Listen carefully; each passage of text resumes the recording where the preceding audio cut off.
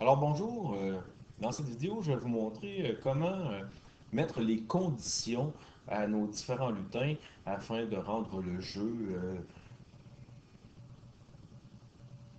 utilisable. Alors voici, on va commencer avec le bouton, évidemment, de revenir à la page d'accueil. Alors dans ces conditions, on l'a déjà identifié. Alors quand il va basculer sur Game Over, il va le montrer. Et quand il va être tout simplement cliqué, alors il va retourner la page d'accueil. Donc c'est les deux seules conditions qu'on va avoir. Le bouton, lui, il va en avoir un petit peu plus de conditions. Alors, on a déjà identifié que quand il va être sur l'arrière-plan instruction, ben, on avait placé l'endroit et puis on l'avait montré. Ici, j'ai juste ajouté l'effet fantôme. Donc, on lui dit de mettre l'effet fantôme donc, à 0. On va prendre ici dans l'apparence. Si vous regardez l'apparence, on a ici mettre l'effet couleur, mais on va aller chercher ici en cliquant mettre l'effet fantôme. Or, tout simplement, on va dire à 0 et puis basculer sur costume ici 2A pour qu'on ait l'impression qu'il bascule sur un petit clic sur le bouton et puis on va lui demander de le montrer. Donc, en basculant sur l'effet 0, et la condition va être un petit peu plus élevée ici, puisqu'on va dire quand ce lutin est cliqué. Donc, on va aller chercher l'événement quand ce lutin est cliqué. On va aller chercher l'apparence, basculer sur le bouton B. OK? On va lui demander d'attendre 0,5 secondes. On va aller chercher dans nos contrôles. Ici, on a attendre et on va mettre 0,05 secondes. On va lui demander de jouer un son pop. Donc, on va aller dans les sons ici et on a juste à jouer un son pop. Donc, on va jusqu'au bout. On peut le prendre un ou l'autre. On va lui demander de basculer sur 2A. Donc, voyez-vous, en cliquant ici, il va nous dire les deux options qui s'offrent à nous dans le bascule. Et vous voyez, il va jouer le son pop et il va basculer. Donc, on a ici 5 fois, donc le bouton, il va répéter l'effet fantôme, il va ajouter. Donc, on va aller chercher dans nos contrôles, OK, répéter 5 fois. Donc, on va lui dire de répéter 5 fois. Et l'ajouter, on va aller chercher l'effet fantôme. Donc, ajouter à l'effet fantôme. OK, donc on va lui dire ici 25, mais attention pour bien sélectionner l'effet fantôme, ce qui va faire en sorte qu'on va avoir l'impression qu'il diminue tranquillement. Et lorsqu'on a mis l'effet fantôme, on va dire basculer sur l'arrière-plan labyrinthe 1. Alors voici la condition qui va faire en sorte qu'on va tomber sur le jeu numéro 1. Alors si on regarde ce que ça donne, ok, cette condition-là, donc on nous montre au début le jeu et vous voyez le bouton départ apparaît. Et lorsqu'on va cliquer sur notre bouton départ, il va jouer le son, il va disparaître tranquillement et on va apparaître à notre premier niveau de labyrinthe. Alors voilà pour la condition ok, du bouton. Euh, Ici, l'orange, il n'y a pas véritablement de condition, à part celle que lorsqu'il arrive sur Game Over, ben, il va le cacher. Et ça, c'est la condition de cacher. Et pour la voir, ok, c'est lorsqu'il bascule sur labyrinthe.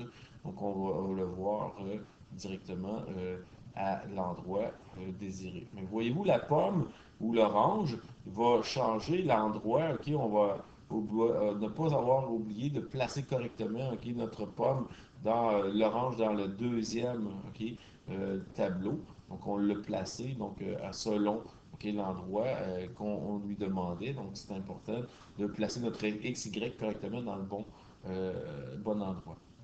La condition de la pomme maintenant. Lorsqu'on revient sur notre tableau numéro 1, ok, notre scène 1, alors on va aller le placer sur la scène 1. On va venir placer notre pomme correctement. Mais cette pomme, on va lui donner une condition. Alors, la condition, ça va être la suivante. Alors, donc, quand on va démarrer le jeu, évidemment, on va la cacher. Mais on va aller dans les contrôles, puis on va lui dire de répéter indéfiniment une condition. La condition si.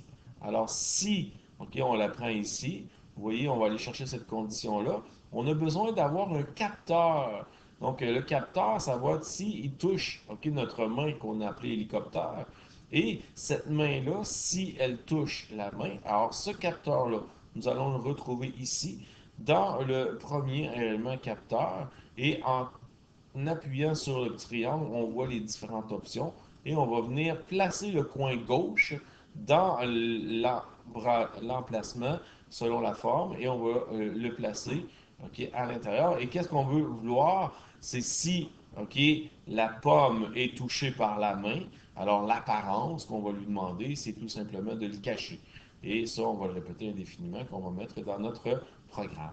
Alors voilà la condition pour la pomme.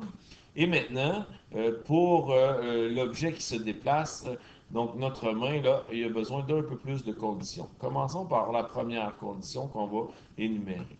Alors, je vous rappelle, quand on va chercher l'événement, quand la main est cliquée, quand, pas la main, mais le drapeau est cliqué, c'est le début du jeu, on va cacher la main.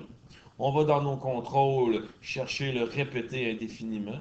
Et la condition, s'il touche le noir, la couleur maintenant, on va aller chercher nos capteurs de couleur. Je vous rappelle qu'on va prendre ici le capteur de couleur et en cliquant sur la couleur, il va nous ouvrir une couleur, mais on peut utiliser la pipette. Et en utilisant la pipette, il va venir glisser notre souris et on va aller chercher, en faisant bien attention, la couleur comme telle, en cliquant. Quand on est sur la couleur, on clique dessus et il va avoir vraiment la véritable couleur qui est sur notre table de jeu. Alors, on va avoir ici cette condition-là. Maintenant, si la couleur est touchée, donc on va chercher le contrôle si alors, et puis ce contrôle, on va lui dire encore toujours le côté gauche, on va rentrer ici. Alors, si la couleur est touchée, on va lui demander de jouer un son. Donc, on va aller chercher le son, jouer le son. OK, et on peut choisir les sons. Pour choisir les sons, vous avez juste à choisir le son et vous avez ici les différents sons disponibles. Alors, on a juste à ouvrir les sons avec le bas aussi de votre... et vous allez pouvoir écouter, puis vous voyez les différents sons, là. Donc, on va lui dire de jouer un son. Et lorsqu'on le choisit, ben à ce moment-là, ça va faire le son qu'on veut lorsqu'on a bien identifié notre son dans notre code. Alors, il va jouer ici, j'ai mis D et base électrique. Et on va lui demander d'avancer de -5 pour pas qu'il passe à travers le mur. Donc, si on fait attention, on lui demande d'avancer de -5 et ça veut dire qu'à chaque fois qu'il va toucher le mur, donc il va rebondir de 5. Évidemment, c'est à chaque fois qu'on touche à la couleur noire. Et on va attendre 0,5 secondes avant de recommencer. Donc, on a ici dans nos contrôles, on va chercher un 0,5 secondes et on va dire tout simplement en cliquant dessus, 0,5 secondes avant de répéter. Et tout ça, on va le mettre conditionnel. Donc, voilà comment on va faire la première condition. Vous avez remarqué, j'ai mis une variable, on en parlera plus tard des variables. Deuxième condition, notre main pour que tout soit fonctionnel. Alors là, on a un peu plus de commandes à lui donner. Alors, première commande, quand le jeu démarre, là, j'ai mis une variable à 0, mais on va aller chercher la condition contrôle répétée indéfiniment. Si le capteur, alors vous avez remarqué que c'est un peu toujours la même chose. Alors, si la main touche la pomme, alors on a trouvé ici dans nos capteurs, la première c'est touche, mais en cliquant sur la souris, ici avec votre souris, vous avez la triangle, on voit ici les différentes options. Ce sont les lutins qui sont identifiés, qui sont ici. Donc, si elle touche la pomme, on va lui demander de jouer un son. Donc, on va chercher le son et on va le placer. Donc, peu importe, ici j'ai dit jouer un son. Et le son, ben, c'est de l'eau. Donc, j'ai au préalable choisi mon eau, mon son. Et dans mes contrôles, il va se placer dans ma condition si. Donc, ici, j'ai placé si. Il va jouer un son. Et on va donner aussi une phrase. Donc, dans les apparences, il va venir nous dire pendant 2 secondes. Donc, j'ai une pomme. Donc, on va se cliquer ici. Alors, j'ai, par exemple, ici, j'ai la pomme. Donc, il va dire j'ai la pomme pendant 2 secondes. Et on va demander à la main de se replacer à l'endroit de départ. Donc, on va venir chercher le mouvement, le X et le Y, pour qu'il puisse se replacer au départ. Donc, ça, c'est la première condition qu'on met dans notre répété indéfiniment. Alors maintenant, ce qui reste à faire, c'est évidemment dans le deuxième cas, si on est sur l'autre, donc on va ajouter une deuxième condition, parce qu'on peut avoir un deuxième niveau qui est l'orange et notre labyrinthe numéro 2. Alors on va aller chercher un contrôle qui va être un si, on va aller chercher le capteur, si évidemment, là, cette fois-ci, ça va être notre deuxième lutin qu'on appelle orange. On va sélectionner orange. Et puis, là, on va lui demander de faire quoi lorsqu'il touche à l'orange? Ben, de jouer un son. Donc, on va aller chercher ici le son, jouer le son. Et on avait choisi au préalable les différents sons.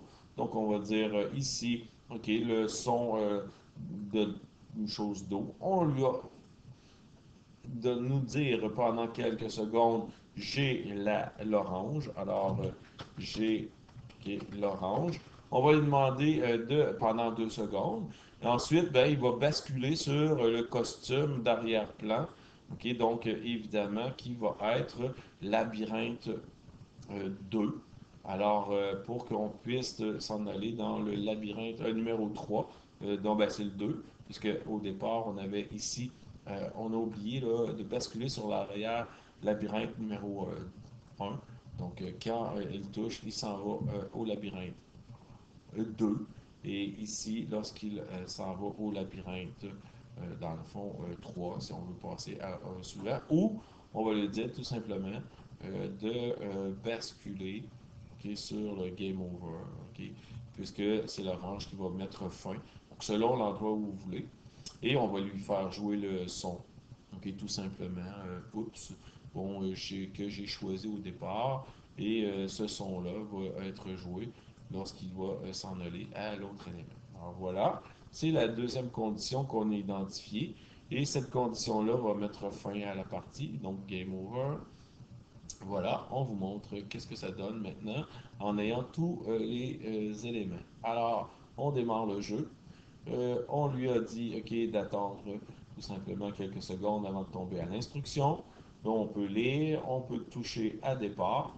Il va jouer notre son et là, on va se déplacer avec les flèches. Voyez-vous, il joue un son, OK, lorsqu'il touche le mur. Il passe pas, si je ne maintiens pas la souris, donc il ne passera pas à travers. Il va faire reculer un coup. Parfait.